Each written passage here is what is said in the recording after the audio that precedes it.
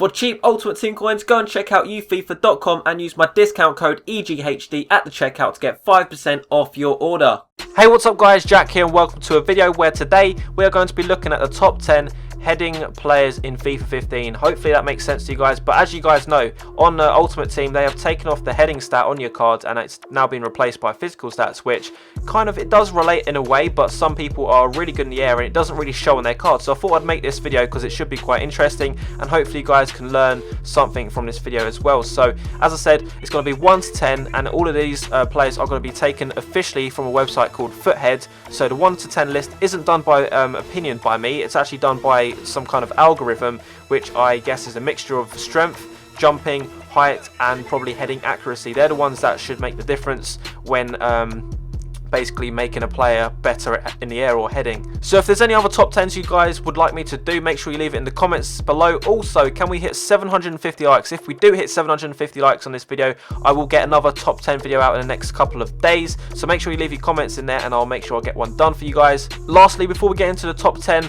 none of these cards will be informs or legends or anything like that. I'm just going to do normal cards, that's it. Otherwise, if I do an inform one, you know, and a week later another inform be released, and he could be another top 10. So I want this video to be released basically or be relevant throughout the whole year. So that's why I'm excluding all the informs and legends and any other special cards that there currently are in the game. So let's start off in the number 10 spot. We actually have Andy Carrol, 77 rated striker, 73 pace, 85 physical stats, and he actually stands at 6'3" tall with 82 jumping as well as 90 heading accuracy. Definitely a beast from those stats. He's also got the aerial threat trait and the power header trait, and he's also just going to be a very clinical finisher as well of the ball. And I think this year he's going for 800 coins already, so he's a very cheap player. Definitely someone you want in your team if you want to score lots of headed goals. Moving into the number 9 spot, we actually have Cristiano Ronaldo, 92 rated player, goes for 2.3 million coins. He's literally the only player in this list that actually goes for above 100,000 coins or anything ridiculous. There's only 2 people really.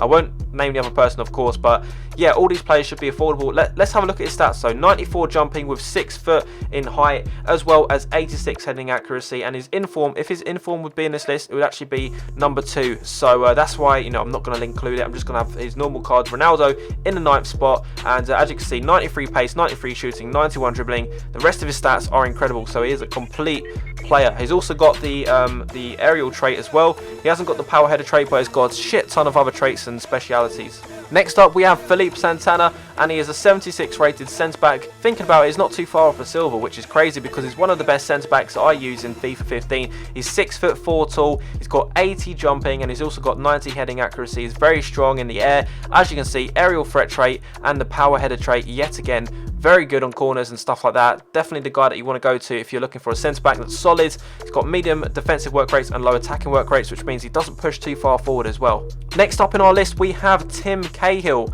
and if you remember him from previous FIFAs, he always had that weird crazy stat, well not weird, but you guys know what I mean. You just look at his stat cards and it would have like 90 heading or something ridiculous, but now it's been removed, you can't really see that on his card, but he has 94 jumping and 94 heading accuracy, but he only stands at 5'10". He's not particularly that strong, but he's still got the aerial threat trait as well as the power header trait. So very attacking in the air, very strong in the air, and someone that you're going to want if you want to cross the ball to him.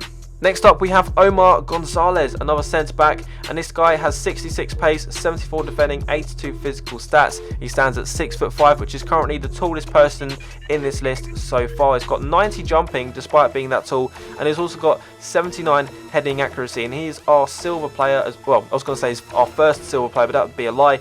He is a silver centre back, so he's got some incredible stats there, and definitely someone that you'll want if you're building an MLS or a USA team. Next up we have Mario Mandzukic. This guy has some incredible stats on his card. As you can see there, 87 physical stats, and that is definitely key for this guy because he's very strong. He's also 6'1" tall, he's got 86 jumping, he's also got 91 heading accuracy with the aerial threat trait and the power header trait. Again, I've used this guy already on Ultimate Team, played him for about 5 games, and it is definitely noticeable that he wins a lot of balls in the air because he's very strong. Next up, and this is the guy I was referring to before about someone that's going to be expensive, and this is going to be Falao. 87,000 is current cost on the Xbox and 89,000 on the PlayStation. He's 88 rated, and he's also one of those players that had a you know, a huge heading stat. I think it was in the high 80s or low 90s on FIFA 14. But he's 5'9" tall, which isn't very tall. I think he's the shortest so far. He's got 93 jumping as well as 94 heading accuracy. But generally, as a player, obviously, he's very clinical. 91 finishing, 90 volleys, and very technical as well. 92 positioning. So very awesome stats. Aerial threat, finesse shot, and power header traits.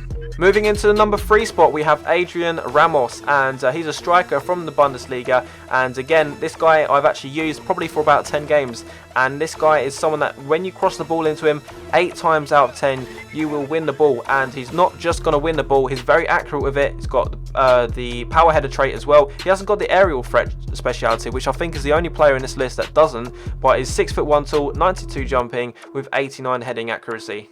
In the number 2 spot, we have Aduriz, and for some reason I've been pronouncing his name Aduriz or something like that, but he's 80 rated, non-rare, which is crazy to think is so high up this list. He's very good at something with it on his card. He's high 90s with something, but he's not a rare card, so that's crazy. He goes for 400 coins, he's got the aerial threat trait, power header, and tries to beat the offside trap, as well as standing at 5'11" with 94 jumping and 93 heading accuracy.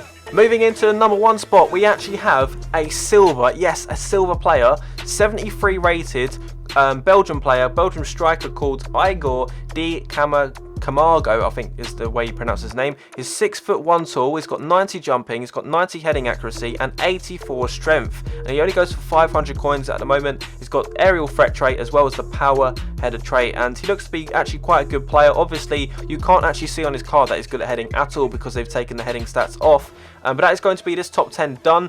As I said, I did not make this list up. It wasn't made by me. It's not by my opinion. It's completely done by the Foothead website or the Foothead team. So if you've got any questions about it, you can always tweet them or something like that. You know, ask them how it's worked out. But I think, as I said, it's a mixture of jumping, strength, heading accuracy, and obviously height. Because if you're small and you've got high jumping, it's not going to make a big difference unless you're probably about 5'10" plus, really. Unless you're Falao, of course, then you get away with it. But as I said, this is the end of the video. I hope you enjoyed it. Drop a like on the video. Let's get 750 likes. Also, leave in the comments what top 10 you'd like me to cover next. It can be absolutely anything you guys want me to do. So get ahead on that. And yeah, thanks for watching this video. I'll see you guys later. Bye.